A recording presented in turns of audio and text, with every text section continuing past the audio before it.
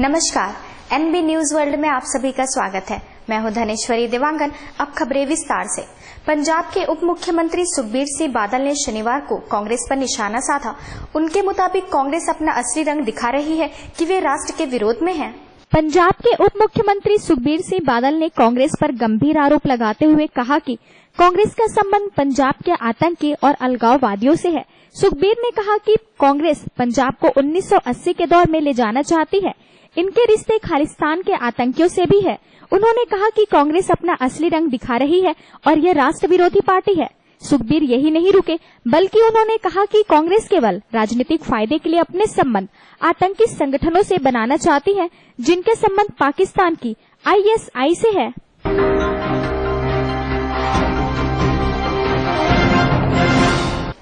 Indian premiere league के chairman Rajiv Shukla ने Pakistan cricket board को अपने घरेलू मैच UAE में खेलने की बजाय पाकिस्तान में ही सुरक्षित मैच केंद्र तैयार करने की सलाह दी है।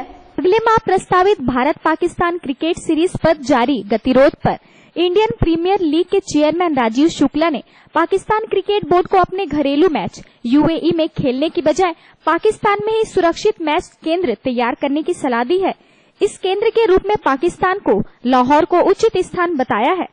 शुक्ला ने एक साक्षात्कार में स्पष्ट संदेश दिया है कि यदि भारत को सुरक्षित स्थान मुहैया करवाए तो भारत पाक में भी क्रिकेट खेल सकता है। उन्होंने कहा पाकिस्तान यदि अपने घरेलू मैच UAE में खेलता रहा तो उसके क्रिकेट को धीरे धीरे नुकसान होना शुरू होगा। इसकी बजाय लाहौर को सुरक्षित मैच केंद्र के रूप में विकसित किया जा सकता है।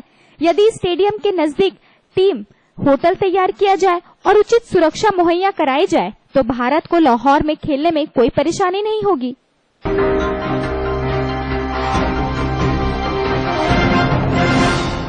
भारत विंडे की अब तक के पहले अंतर्राष्ट्रीय सम्मेलन का उद्घाटन करते हुए राष्ट्रपति प्रणब मुखर्जी ने लोगों को उन विचारों की याद दिलाई जिसके लिए भारत जाना जाता है। उन्होंने इस क्रम में स्वामी विवेकानंद का यह संदेश दोहराया कि दुनिया को अब भी भारत से न सिर्फ सहिष्णुता बल्कि संवेदना का विचार सीखना है। राष्ट्रपति प्रणब मुखर्जी ने शनिवार को कहा कि दुनिया अभी असहिष्णुता के बदतरीन आघात से निपटने के लिए संघर्ष कर रहा है और यह आज के भारत की जटिल विविधता को एकजुट रखने वाले मूल्यों को बल प्रदान करने तथा दुनिया भर में उसका प्रचार प्रसार करने का वक्त है। भारत विंडे की अब तक की पहले अंतर्राष्ट्रीय सम्मेलन का उद्घाटन करते हुए मुखर्जी ने लोगों को उन विचारों की याद दिलाई जिसके लिए भारत जाना जाता है। उन्होंने इस क्रम में स्वामी विवेकानंद का यह संदेश दोहराया कि दुनिया को अब भी भारत में न सिर्फ सहिष्णुता बल्कि संवेदना का विचार सीखना है। राष्ट्रपति ने कहा, हम आज ऐसी घटनाओं से रूबरू हो रहे हैं जिसकी पहले कोई मिसाल नहीं थी, जब दुनिया असहिष्णुता और नफरत के बदतरीन आघात से निपटने के लिए संघर्ष कर रहा है जिनमें मानव जाति कभी रूबरू नहीं हुआ था। मुखर्जी ने कहा, ऐसे वक्त में खुद को उचित मूल्यों, लिखित और अलिखित संस्कारों, कर्तव्यों और जीवन शैली की याद दिलाने से बेहतर कोई रास्ता नहीं हो सकता जो भारत की आत्मा है।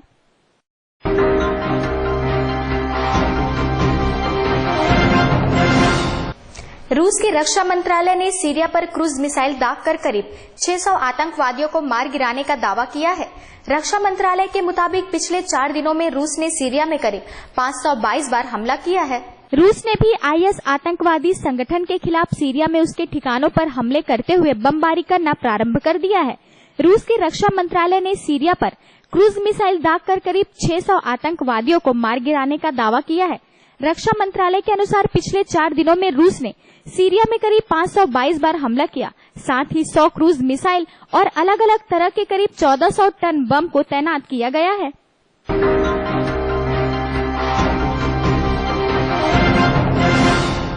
संयुक्त राष्ट्र सुरक्षा परिषद ने फ्रांस द्वारा प्रायोजित प्रस्ताव को सर्वसम्मति से पारित कर दिया, जिसमें सभी देशों से इस्लामिक स्टेट के आतंकवादियों और अन्य कट्टरपंथी समूहों को और हमले करने से रोकने के लिए अपने प्रयास दोगुने करने तथा इस संबंध में समन्वित कार्यवाही की अपील की गई है। ब्रिटिश PM डेविड कैमरन का कहना है कि इस्लामिक स्टेट के खिलाफ कार्यवाही पर संयुक्त राष्ट्र सुरक्षा परिषद का सर्वसम्मति से समर्थन दिखाई देता है कि दुनिया इसके खिलाफ एकजुट है। पेरिस हमलों के एक सप्ताह बाद संयुक्त राष्ट्र सुरक्षा परिषद ने एक प्रस्ताव में देशों को IS से लड़ने के तहत तमाम अनिवार्य उपाय करने के लिए कल प्राधिकृत किया है। PM डेविड कैमरन ने फ्रांस की ओर से तैयार मजमून पर संयुक्त राष्ट्र सुरक्षा परिषद में मत विभाजन को एक अहम क्षण बताया। पीएम डेविड कैमरन ने अपने एक बयान में कहा है कि विश्व ISIS के खिलाफ एकजुट है। विश्व समुदाय साथ आया है और इस दानव को परास्त करने का संकल्प किया है जो हर देश और हर धर्म के लोगों के लिए खतरा है।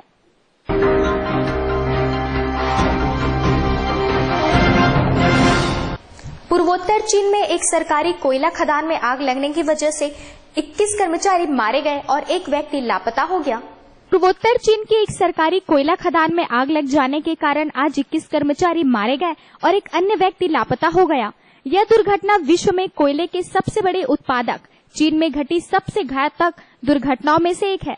जानकारी के अनुसार बचाव कर्मियों को 21 कर्मचारियों के शव मिले हैं और हिलांगजियांग प्रांत की कोयला खदान में कल देर शाम आग लगने के बाद से लापता एक अन्य व्यक्ति की तलाश कर रहे हैं।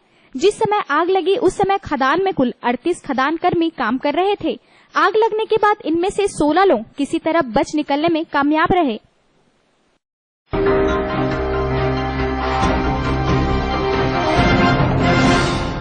जम्मू कश्मीर के पूर्व मुख्यमंत्री और पूर्व केंद्रीय मंत्री फारूक अब्दुल्ला ने कहा कि नीतीश कुमार को अब दिल्ली की ओर कुछ करना चाहिए और प्रधानमंत्री बनने की तैयारी शुरू कर देनी चाहिए। जम्मू कश्मीर के पूर्व मुख्यमंत्री फारूक अब्दुल्ला ने मीडिया से बातचीत के दौरान कहा कि नीतीश कुमार को प्रधानमंत्री बनने की तैयारी शुरू कर देनी चाहिए। नीतीश गैर एनडीए का प्रमुख रूप से विशेष चेहरा है और उन्हें नेशनल कॉन्फ्रेंस का पूरा सहयोग है। फारूक अब्दुल्ला शुक्रवार को नीतीश कुमार के शपथ ग्रहण समारोह में अपने बेटे उमर अब्दुल्ला के साथ पटना पहुंचे थे। इस कार्यक्रम में बहुत अधिक मात्रा में भाजपा नीत एनडीए के विरोधी नेताओं ने शिरकत की थी। हाल ही में संपन्न हुए बिहार विधानसभा चुनाव में नीतीश, लालू और कांग्रेस के गठबंधन में बने महागठबंधन ने भाजपा नीत एनडीए को करारी पराजय दी। इसके बाद से सियासी गलियारों में इस बात को लेकर बहस तेज हो गई है कि 2019 में होने वाले लोकसभा चुनाव में नीतीश कुमार एनडीए नेता नरेंद्र मोदी के विरुद्ध प्रमुख चेहरा होंगे।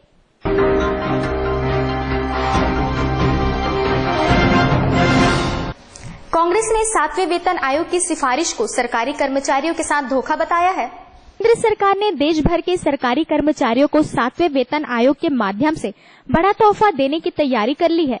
इसके लागू होने के बाद कर्मचारियों का मूल वेतन 18,000 रुपए हो जाएगा। केंद्र सरकार के इस कदम को कांग्रेस ने कर्मचारियों के साथ धोखा बताया है। एक प्रेस कॉन्फ्रेंस करते हुए कांग्रेस नेता अजय माकन ने कहा कि 7वां वेतन आयोग कर्मचारियों के साथ धोखा है।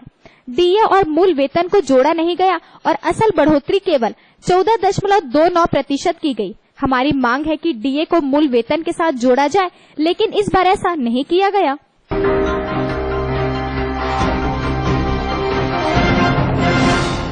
नामीबिया के विकेटकीपर बल्लेबाज रेमंड वॉन स्कूअर का एक प्रांतीय वनडे चैलेंज क्रिकेट टूर्नामेंट के दौरान मैदान पर ही दौरा पड़ने के बाद निधन हो गया।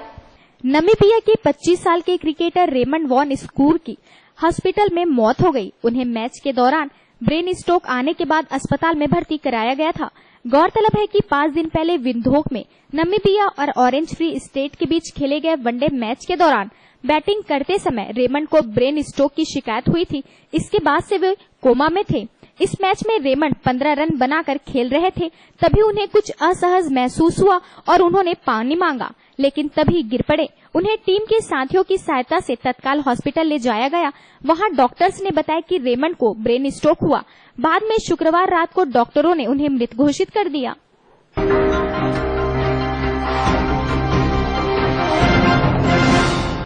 छत्तीसगढ़ की राजधानी रायपुर में सरदार वल्लभ भाई पटेल इंटरनेशनल हॉकी स्टेडियम में आज हॉकी संघ की बैठक की गई, जिसमें आरडीए अध्यक्ष संजय श्रीवास्तव ने बताया कि कुछ दिनों पहले खिलाड़ियों का रोड शो होने वाला था, लेकिन सुरक्षा को देखते हुए रोड शो का कार्यक्रम रद्द कर दिया गया। साथ ही हॉकी मैच को लेकर सारी तैयारियां कर ली गई है।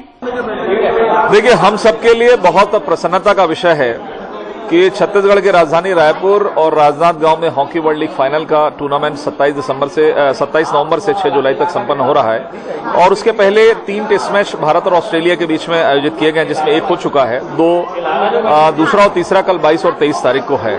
एक बहुत बड़ी उपलब्धि इस प्रदेश को मिली है कि हॉकी इंडिया ने और शासन ने मिलकर कि इस टूर्नामेंट का आयोजन करने का हमें सौभाग्य प्राप्त हुआ है। और इस टूर्नामेंट को सफल बनाने के लिए, इस लीग फाइनल को सफल बनाने के लिए हमारे जितने भी खेल संघ के पदाधिकारी हैं, जो हमारे हॉकी के जो पूर्व खिलाड़ी हैं, जिन्होंने अपने अपने क्षेत्रों का नेतृत्व किया है, इन सबकी सहभागिता इस टूर्नामेंट को, इस लीग को सफल बनाने के लिए किस तरीके से हो, इसके लिए आज एक बैठक का यहां पर आयोजन किया गया था। पुराने खिलाड़ियों से, पुराने संघ के पदाधिकारियों से सबसे हमने सलाह मशविरा किया है और उनकी जो भी राय आई है उस राय को इस कार्यक्रम में शामिल करते हुए हम इस कार्यक्रम को सफल बनाएं। प्रचार प्रसार की दृष्टि से शहर के अंदर में बैनर्स लगाकर हम अपने खिलाड़ियों को शुभकामनाएं दें, पूरे देश के जो खिलाड़ी आए हैं भारतीय खिलाड़ियों को शुभकामनाएं दें, इसके लिए हमने आज की बैठक की है। एक निर्णय और हुआ है कि 24 तारीख को जो हमारी भारतीय हॉकी टीम है उसका सम्मान हॉकी संघ के द्वारा, विभिन्न खेल संघों के द्वारा और रायपुर शहर की जनता और प्रदेश की जनता के द्वारा 24 तारीख को शाम को मैरिन ड्राइव में उनका वहां पर स्वागत किया जाएगा, सार्वजनिक स्वागत किया जाएगा।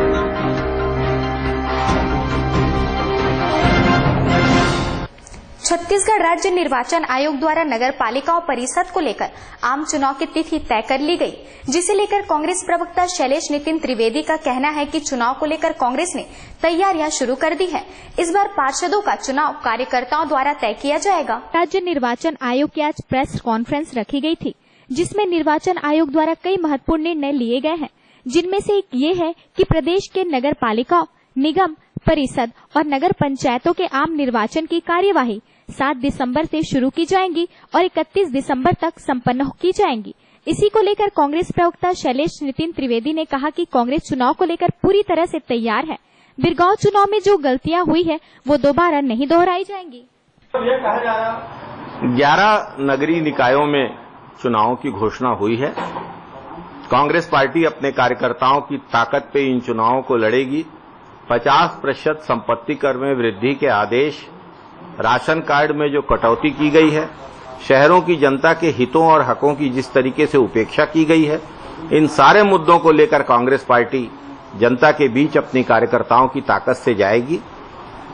वार्ड पार्षद के प्रत्याशी चयन का फार्मूला भी प्रदेश कांग्रेस अध्यक्ष भूपेश बघेल ने स्पष्ट कर दिया है। अगर किसी वार्ड में सारे कांग्रेस के कार्यकर्ता किसी एक प्रत्याशी को उम्मीदवार बनाने पे सहमत होंगे तो उसे उस वार्ड से कांग्रेस का पार्षद प्रत्याशी घोषित किया जाएगा। प्रत्याशी चयन हमारे कार्यकर्ता करेंगे। बिरगांव में कांग्रेस को 21 और भाजपा को 13 वार्डों में सफलता मिली तो इसी फार्मूले के तहत काम करने के कारण मिली। हम पूर्व में नगरीय निकाय चुनावों में जीते थे, लेकिन बिरगांव में मेयर पद पर हमें उतनी सफलता नहीं मिली।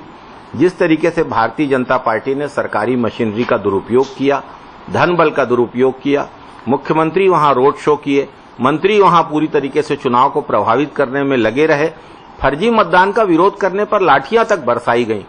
इन सारी बातों पे कांग्रेस पार्टी इस बार अतिरिक्त सावधानी बरतेगी और कांग्रेस पार्टी इन सभी 11 नगरीय निकायों में जबरदस्त सफलता प्राप्त करेगी।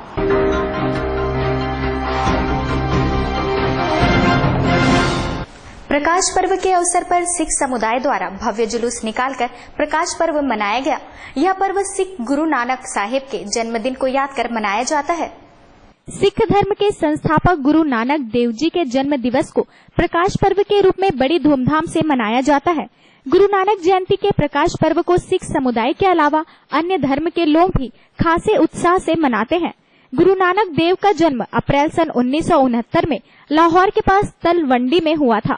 गुरु नानक जयंती के दिन गुरुद्वारों और घरों को काफी सुंदर तरीके से सजाया जाता है। गुरुद्वारों को सजाने का काम गुरु नानक जयंती के आने से पहले ही शुरू हो जाता है। सिख धर्म के पहले गुरु श्री गुरु नानक देव जी का जन्म 545 वर्ष पहले अपना ननकाना साहब में हुआ। उनके आज प्रकाश पर्व है, वही हम पूरा समाज हमारा मना रहे हैं, सिंधी समाज में मना रहा है।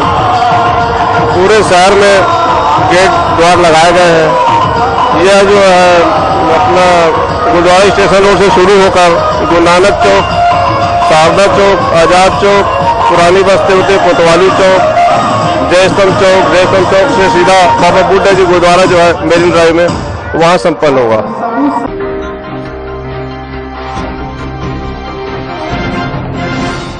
ताजा तरीन खबरों के लिए बने रहिए हमारे साथ एनबी न्यूज वर्ल्ड में।